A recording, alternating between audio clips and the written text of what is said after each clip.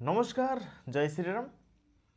বাংলাদেশের এক জঙ্গি উগ্রবাদী মৌলানা কি বলছে তার মন্তব্যটা ভালো করে একটু শোনো, তার উপর সমস্ত হিন্দুস্তানের সৈন্য এক জায়গায় করলেও 14 কোটি মুসলমান 28 কোটি হাতে যদি গজারের লাঠি নেয়, আল্লাহ দিনের কালেমা দিল্লির লাল কেল্লায় উড়িয়ে দেওয়া হবে।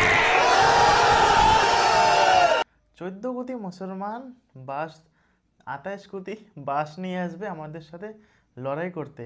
আমি তো খুবই ভয় পেয়ে গেলাম।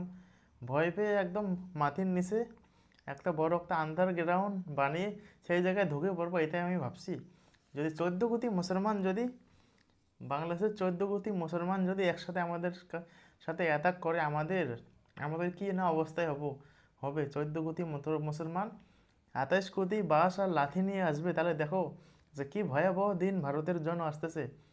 বাঙ্গু মোমেনরা বলে কি এরা এখনও কি আদিম যুগ আছে, তোমরা বাস নিয়ে আসছে লড়াই করবে? গান্ধ মূর্খ কোথাকার। একটা মিসাইল মারলে 14 কোটি মুসলমান সব কোথায় যাবে? ভারতের উপর আক্রমণ করতে আসবে। কি দিল্লির লাল কেল্লা দখল করবে? দিল্লির তোমাকে না তোমার তোমার পা দুটা একদম বাইন্দা ওই মান্দার গাছে ঝোলাই রাখবো একদম। তোমাদের জন্য আমাদের কিছু করার দরকার নেই।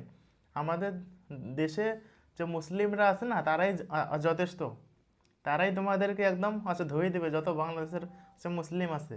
আমাদের কিচ্ছু করতে লাগবে না। আমাদের দেশের মুসলিমরাই যথেষ্ট, তোমাদেরকে একদম টাইট দিয়ে দেবে। তোমার ওই 14 গোষ্ঠী মুসলিম বাস নিয়ে আসবে না, তোমাদেরকে একদম ভরাই দেবে একদম। আসো দিল্লি দখল করো। এসব উগ্রবাদীরা এসব উগ্রবাদীরা এমন উল্টাপাল্টা মন্তব্য করতেছে, আর বাংলাদেশের সরকার কোনো স্টেপ নিচ্ছে না।